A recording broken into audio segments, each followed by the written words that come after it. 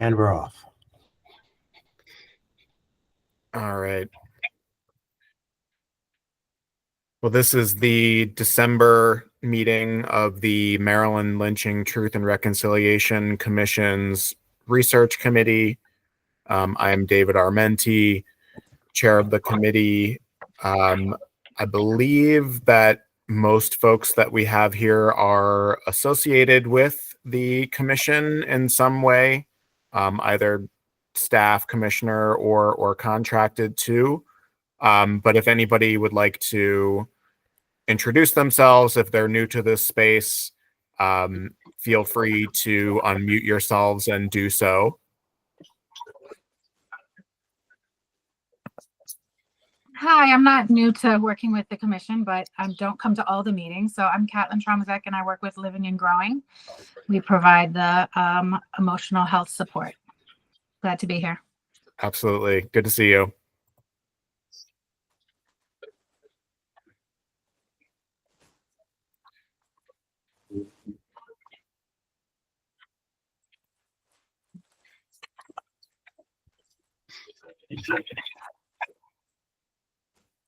And again, if you're just joining, feel free to introduce yourself by either unmuting and verbalizing, or you can also put your name and affiliation in the chat.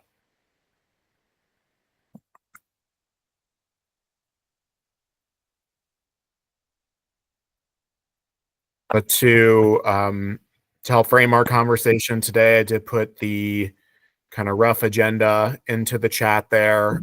So we've gotten through our welcomes, and as a reminder for anyone as well, we are recording these sessions for the commission record.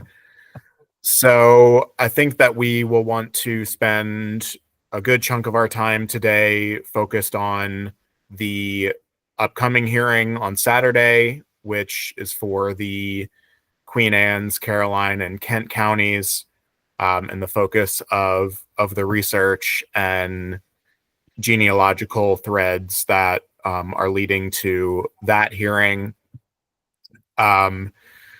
So I definitely welcome anybody to chime in about the priorities and the needs related to that. But at least from the, to kind of summarize where the research committee is, I believe we have materials compiled for all of the 5 cases, all of the victims. Primary sources wise, 3 of the 5 victims do have case study profiles that are now accessible through the Google Drive. And that's for James Taylor, Jim Wilson, and David Thomas. And there's also for some individuals, there's substantial genealogical information. I would say Asbury Green is probably the most significant of those, as far as materials, as well as related descendant identification and outreach. So I don't know where maybe the best place to start within that is. I don't know, maybe Elizabeth, Amy, is there anything that we need to know about maybe the run of show or speakers or any other asks that have come through in the planning process? Well, there are 2 items I'd like to ask about. And so we have the one descendant who's been identified and confirmed, Tina Sewell. So that's great.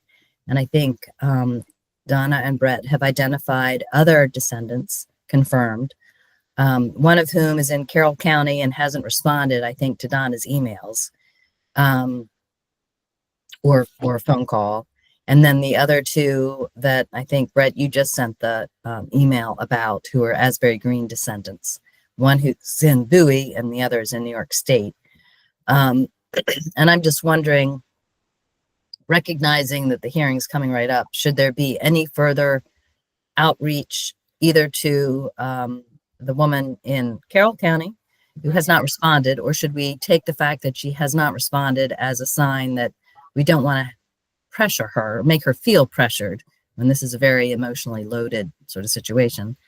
And should we reach out to these other two individuals who've been newly identified, particularly the person in Bowie, I think, because of the proximity, but both, I suppose.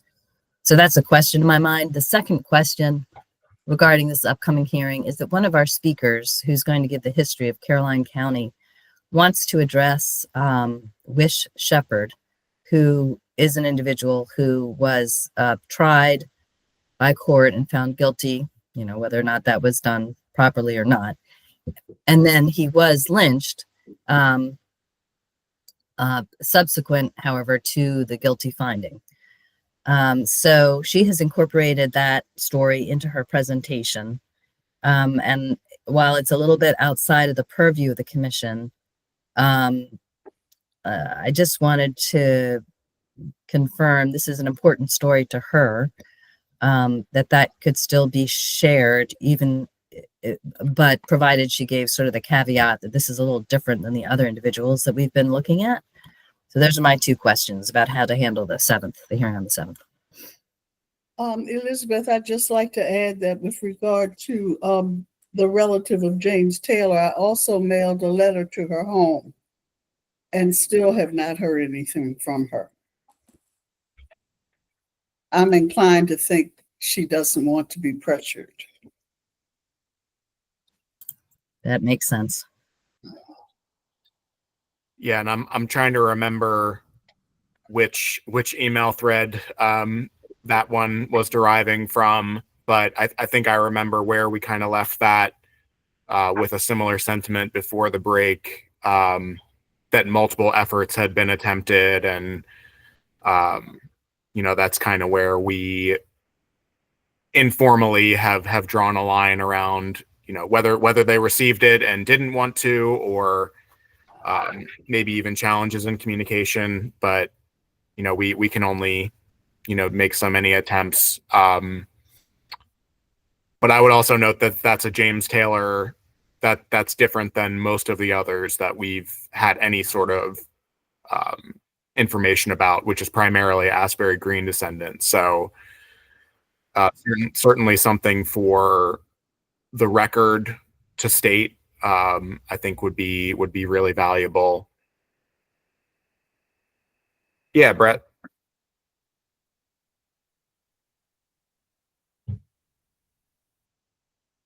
Oh, you're still muted, Brett. I just wanted to add regarding the two most recent Asbury Green descendants. It appears that the woman in upstate New York may be in an institution. As best as I can determine, she's well up in age, and I believe is living in a assisted living or similar place. The woman in Bowie, who's her sister, I believe, seems to be still active. I believe she's in her 70s, but from what I can tell, she's still somewhat active.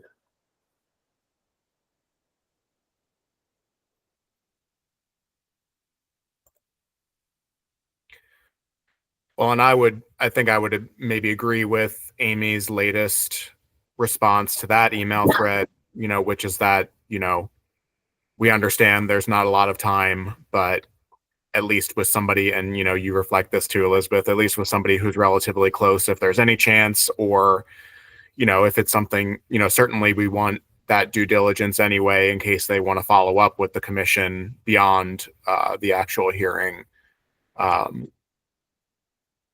So yeah, I'm happy to do some more follow up on that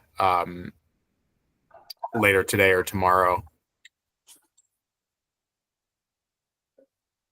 And then there was the question about the additional case that you mentioned, Elizabeth. Chris, I don't know if you got a chance to see that, or if that's one that's come across your desk previously. It's not ringing a bell.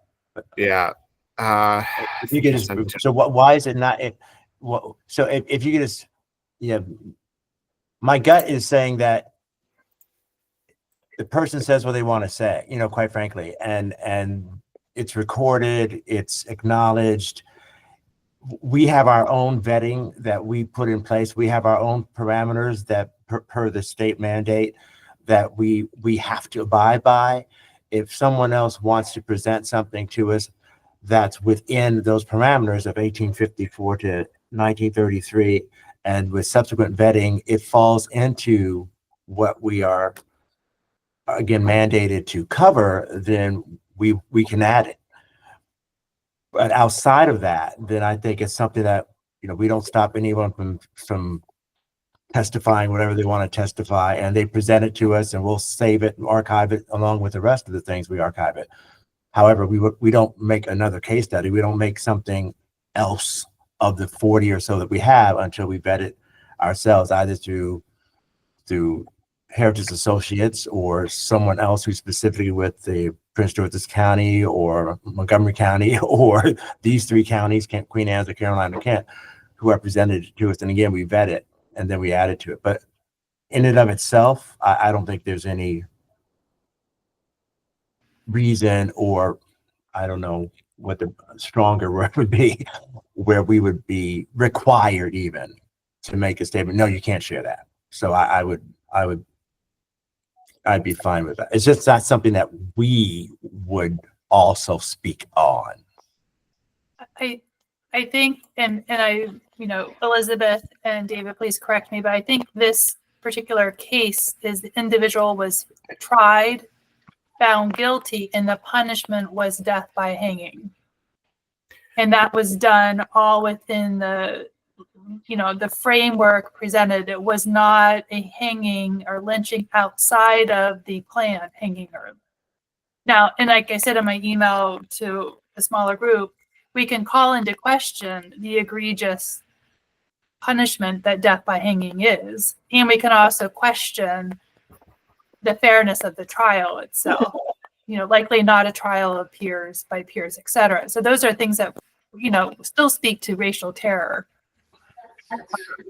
But, I think maybe it's just going back to, in this, the presenter, the person testifying, presenting this history, and somehow that information still needs to be included, that these events took place within the legal framework, whether or not we would agree with it.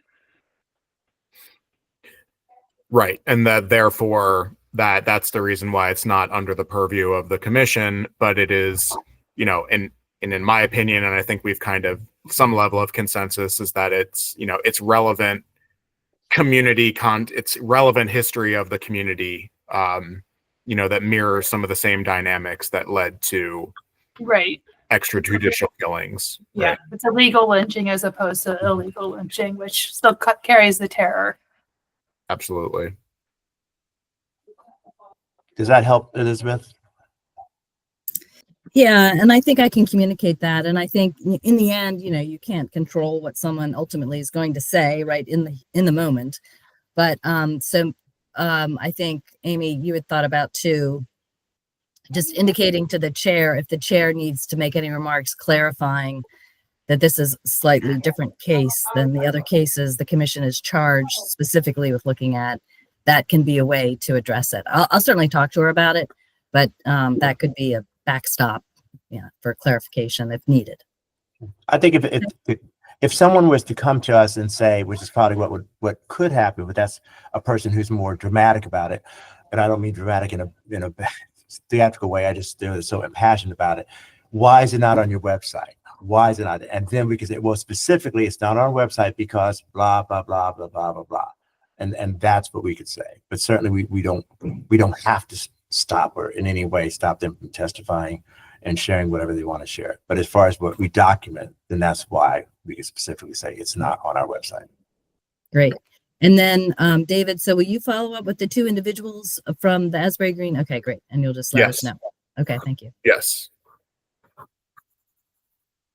And just furthermore to Chris's point, we would welcome any other primary source evidence that any of these participating individuals might want to submit to the commission, and then that could lead to whatever further investigation that might, support that case study. So that can be another part of the messaging, if Yeah. and if you think that they will want to, continue working with us beyond that. There are a lot of articles about the case when I went into the Chronicling the U.S., that newspaper archive that I think it's the National Archives maintains. You can find lots of references to the Wish Shepherd case. And I think the other thing is she has a postcard that shows an image of this individual awaiting his hanging, or I don't know exactly, I haven't seen it. But so she has been collecting some materials, and I referred her to Chris specifically at the archives with any materials she might share. So.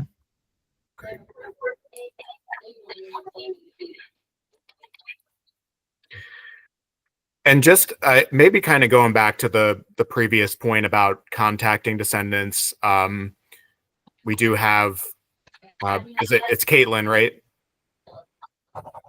With us from Living and Growing. So, I mean, I think since you're here, that it's a worthwhile thing to talk about how we have been, trying to engage descendants and some of the potential, we don't always know why somebody may not be responding. Again, it could just be that they're not receiving it, or, emails and things like that. Some folks may be older and less comfortable with that. But, also we have had some challenge around, how to present this to people who may not be aware that their family member, maybe many generations removed, was involved in something. So I don't know if you had any thoughts about that, or I don't know, maybe we could even just follow up around any other kind of guidance with that communication.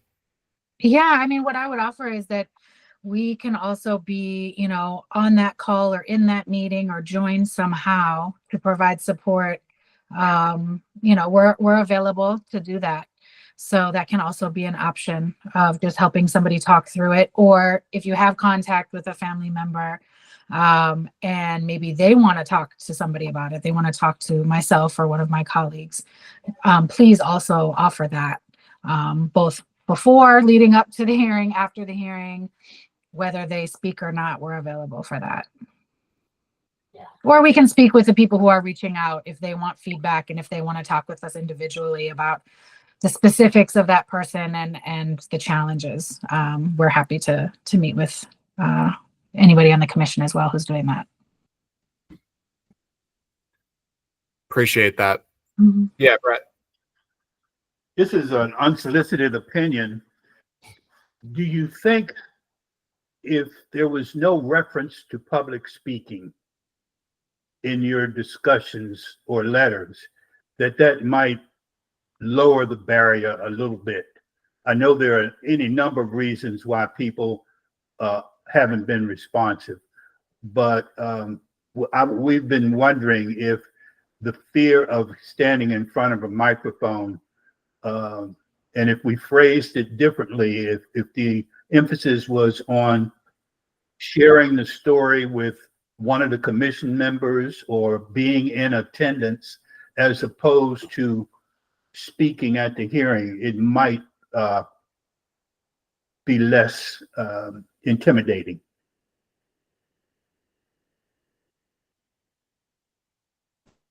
Amy? I agree completely. I think it's more of an introduction. We're bringing this forward. And that's one reason why I really like the oral histories we were doing a number of years ago. I felt like that was such an important part of the trust building. And it gave individuals the opportunity to sort of sit with the information and to think about it and then talk about it and then come to a decision about whether they wanted to speak publicly or provide written testimony or recorded testimony or just submit their interview, the oral history interview. So, Brett, I agree wholeheartedly.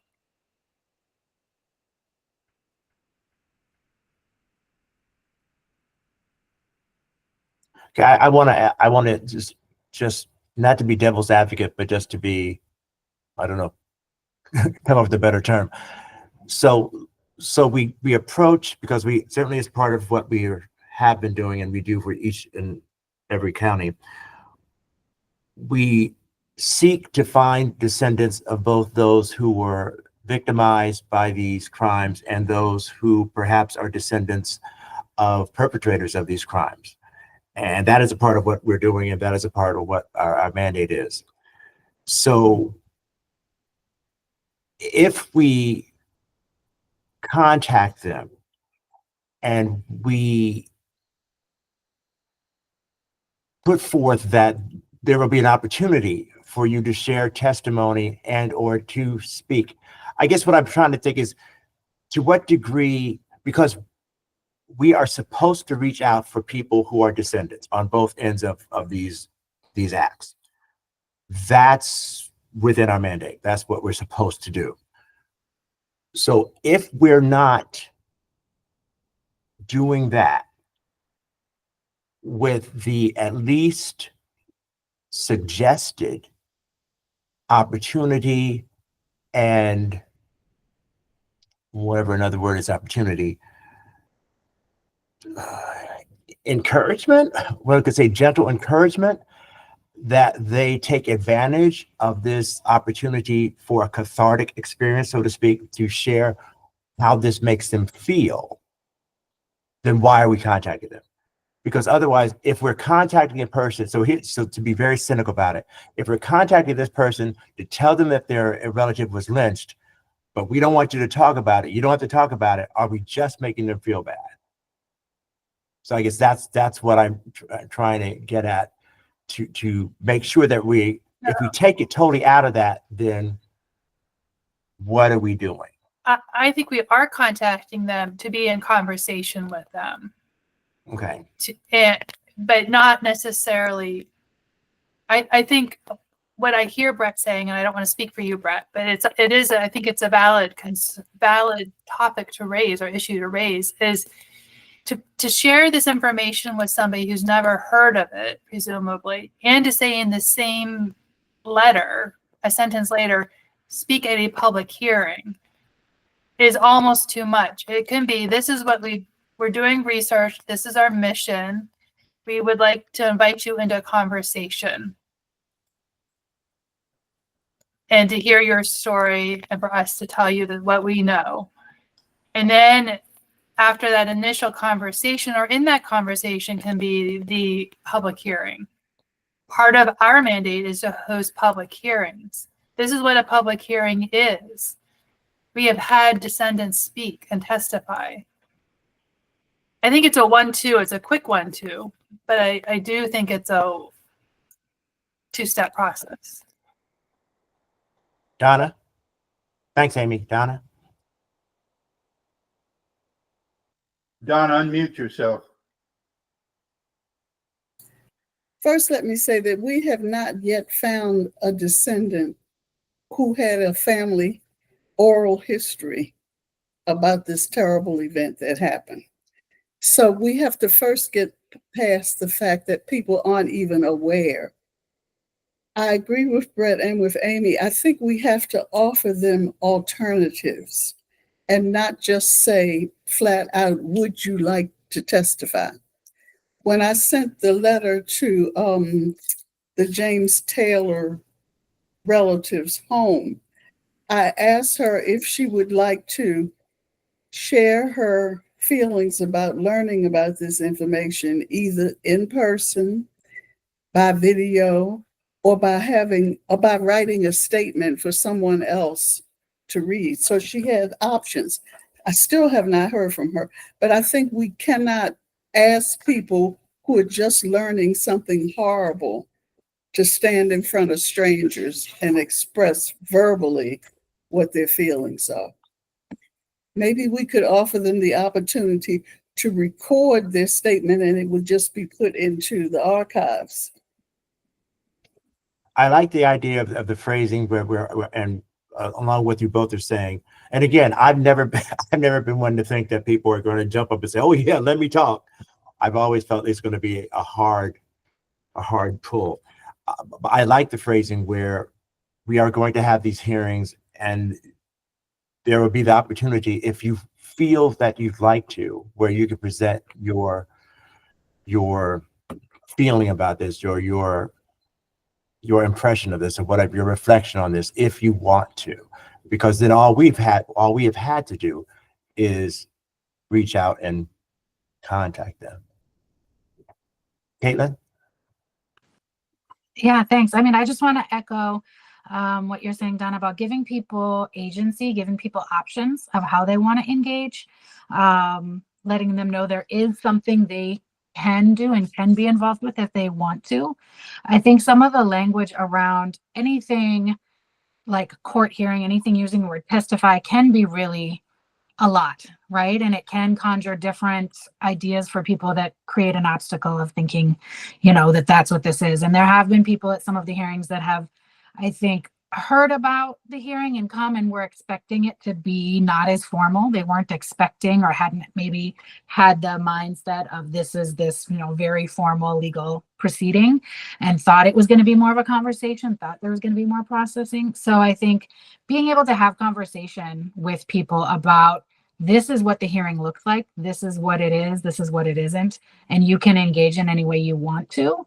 I mean, of course, people, depending on when they're contacted, may have more or less time to process and decide if they want to be involved and how they want to be involved. But I think, yeah, giving all those options and really thinking about the language that you're using when you're communicating, especially written, you don't know how somebody's going to receive it.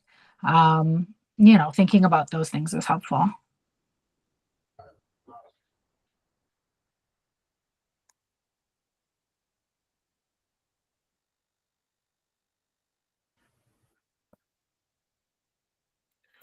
Well, thank you all for that. I mean, I think we are, again, we're kind of learning as we go through these different situations, and I'll certainly, as I am reaching out to the few individuals that we just talked about, I'll factor in that sort of language and try to, I know we haven't standardized that, but at least we have, some foundation to work off of and build into that communication.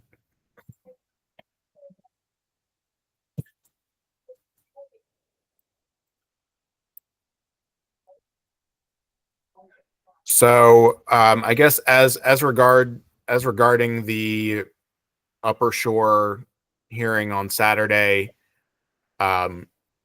we talked about the descendant communication, some of the case profile details and things that would come up. Do we have Brett? Do we have profiles for Asbury Green or John Fields, even if they are maybe older versions? I didn't see them in our record, but I know if I was missing those. Yeah. We have a fairly recent profile for Asbury Green. I'll resend it today to everyone on the commission. And Donna, correct me if I'm mistaken, we pretty much drew a blank on John Fields. Exactly. But it's been some time. We took a quick look the other day, but not much. There's a couple of things on the archives website, but beyond that, not very much. I didn't know if if anyone on the commission knew if any of the local researchers had more success with Fields.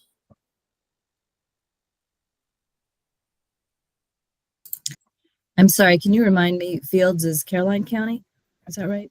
Queen Anne's. Queen Anne's. Queen Anne's.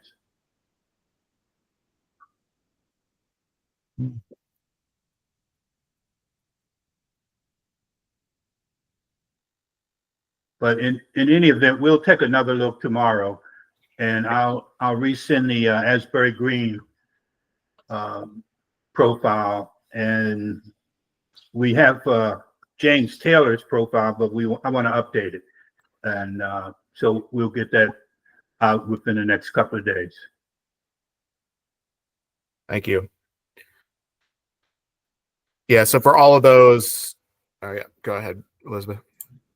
Well, I was just going to say, Miss Davis, who's going to do the presentation for Queen Anne's County, I have it, it's going to be pre-recorded, so we'll know in advance. Amy will see it to see what is included in her presentation. She's the community historian for the Kennard African American Cultural Center in Centerville in Queen Anne's County. I wanted to mention, and I think there was some email traffic about this, although there is not time to address this now, but she has a personal oral history story about her grandmother, who was the product of a relationship between a white woman and an African American man, and the man was lynched as a result of this.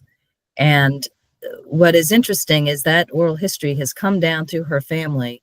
And there's also a white family that she knows in Queen Anne's County who has that same story that's come down in their family. And her grandmother was taken from the white birth mother, and put into the family of an African American woman to raise her. And so she's just starting on this genealogical journey.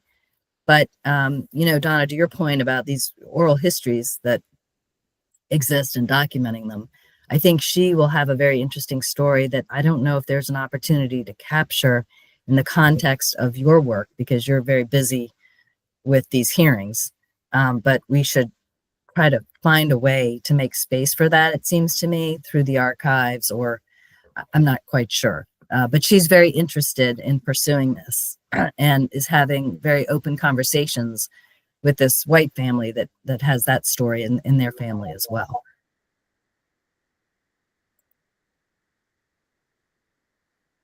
That sounds like the John Fields story, if I'm not mistaken.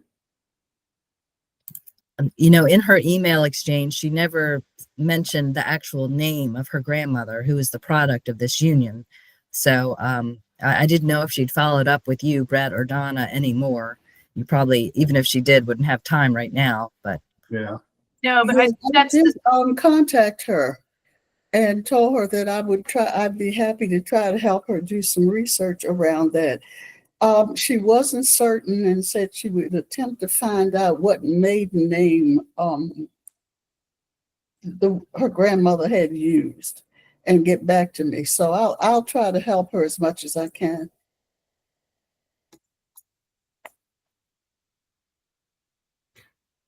And just to confirm, Elizabeth, you said that individual will be participating directly in the hearing as a speaker. yes, but she can't be physically there because of a conflict. So she is pre-recording her presentation. Robert Ferloni is recording her at the Kennard School, and it will be pre-recorded. And but she wants to stay engaged, I think, in this work. Okay. And I think that is an active email thread, although it might have been a bit of a lapse in communication there. So thank you for raising that up again. And I'm glad, Donna, you remembered having already tagged on a message. But, again, I think there's definitely an opportunity for more understanding and more of a story there to be documented. And again, determine, is it under the commission purview, or does it take some other form, perhaps still with some support from the genealogy community, and that's something that Donna and Brett could more broadly perhaps provide guidance on, even if it's not commission work per se. But that is fascinating.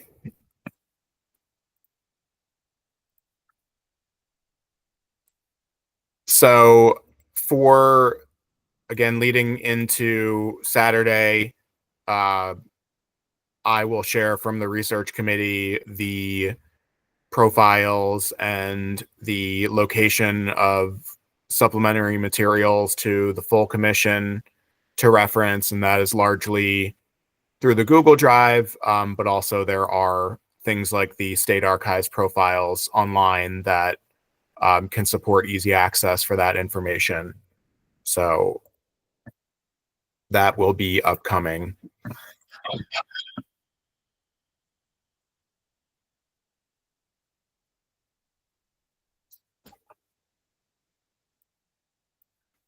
Yes, Donna.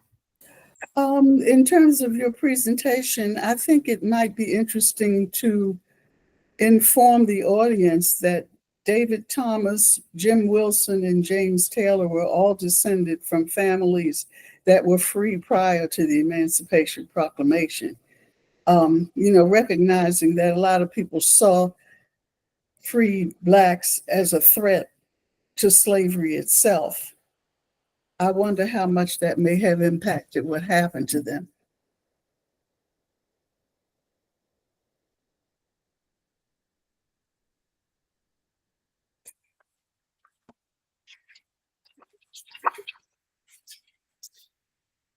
Agreed. And I'm taking notes while we talk, so that's the delay. Yeah, any sort of trends like that are things that we would want to highlight for the reporting and even beyond for perhaps the final reporting, depending on how that bears out. And just to tag on to that, I believe it was David Thomas's father who was referenced in a newspaper article as having several $1,000s in personal property, which kind of goes along with this whole idea of feeling threatened.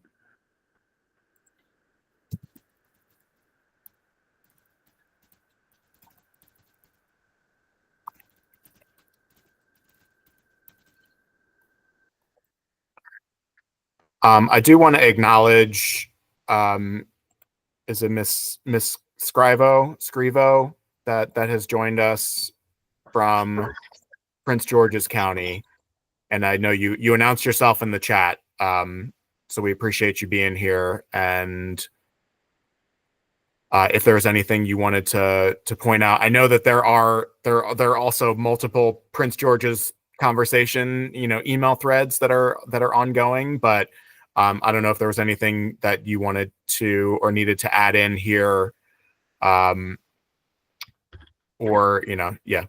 anything while you're here. Are you able to type it, Karen? Are you able to type? If it's something you can type if you want to. Other than I still can't talk.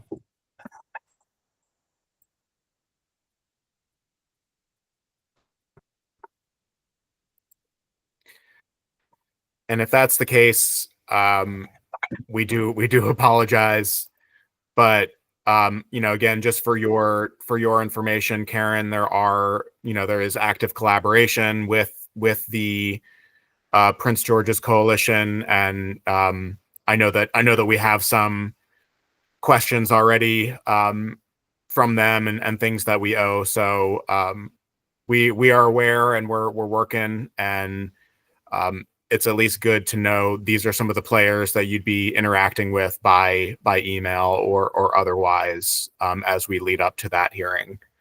But I know that there, like I said, there have already been some prompted questions to us and specific research goals that we're aware of. So thank you. The other two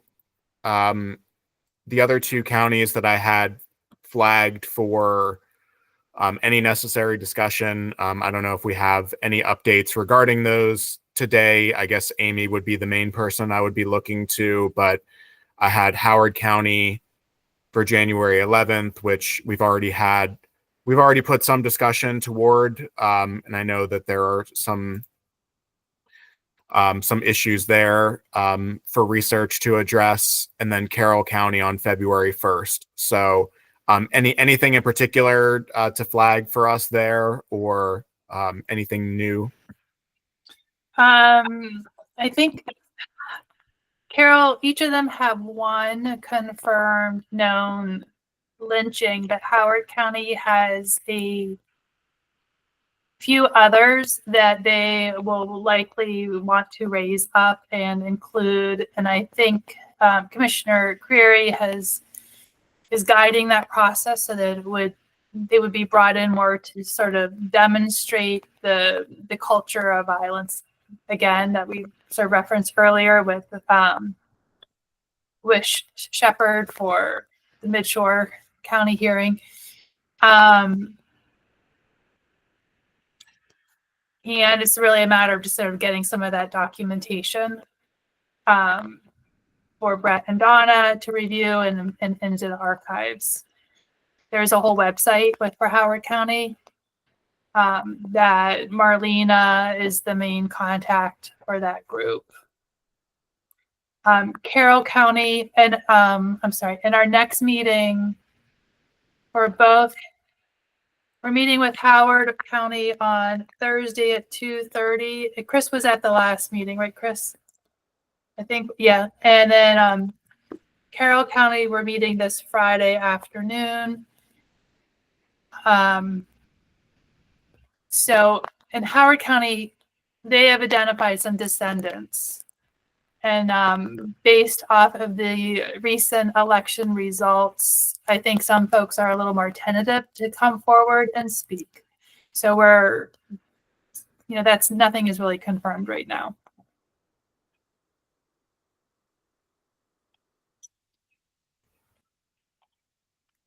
Thank you. Yeah, and I know, I think it was probably this committee discussed Howard County in a bit more detail, perhaps last month or 2 months ago. Like you said, some of that information's already been identified on the local organization's website. So I'll just plan to follow up on that with this committee and make sure that Brett and Donna have the context around that and what level of prioritization we want to give. And we can make sure Nick is folded into that email thread.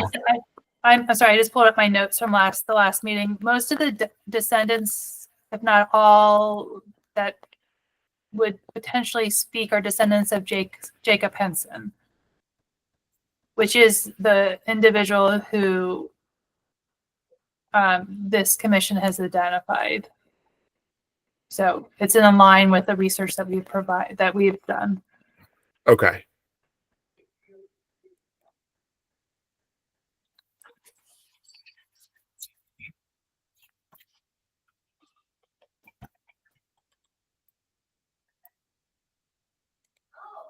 And do you know if any other commissioners aside from Dr. Creary are supporting Carroll County? Besides you and Dr. Creary. I have the invites. I know I haven't been able to for most of those times. It's just the two of us. Okay. Well, that's yeah. And they've been good partners.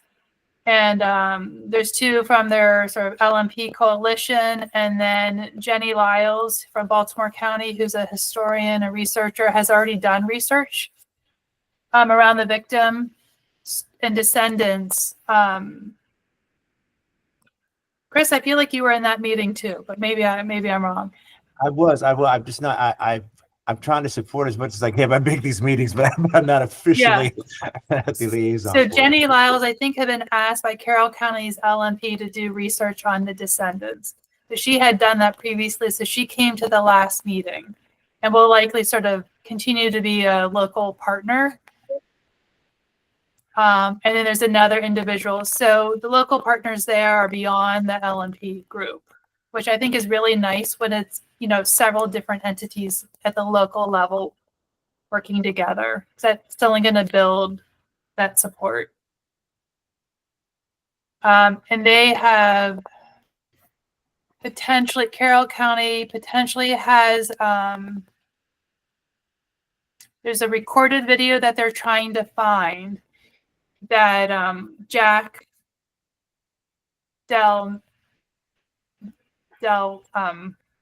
Nunzio completed with Warren Dorsey, and Dorsey is a descendant. And it's not, we don't know where the video is, if it's with Jack or if it's with Charles, Commissioner Chavis. So that video needs to be found, so it would probably be aired with permission or screened with permission.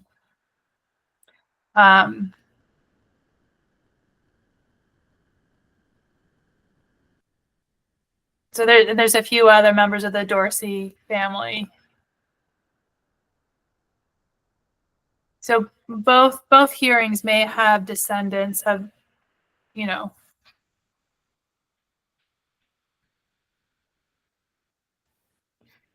And that I'm going to try to prioritize that Friday meeting for Carroll County. And I know when you talk about, you know, the researcher who also worked with Baltimore County, I know Townsend Cook and Howard Cooper, if that wasn't in the same year, they were both very close to each other, right? And Yes. you know, so there was especially media coverage that might reference both, or they were, you know, community reactions that were playing off each other between Baltimore and Carroll County. So there's definitely, you know, some alignment there. Yep.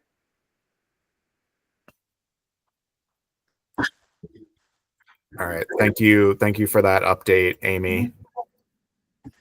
We are at 3:50. I do want to, I guess at this point, open the floor to any other new business or needed points of discussion from folks that are here. So I'm going to mute, and if anybody wants to put something in, please do.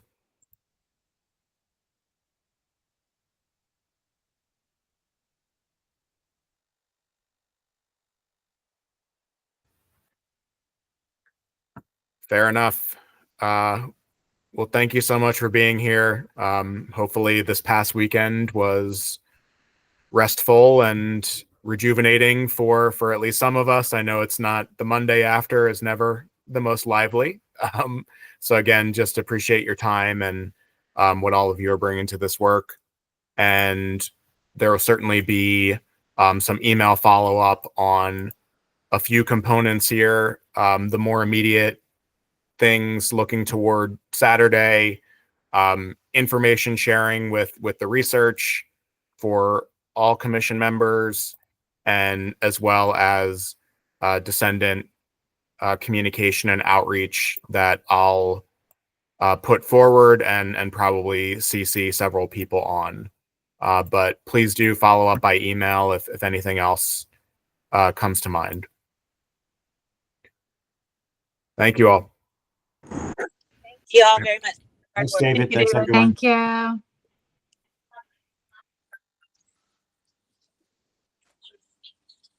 Let's be on there.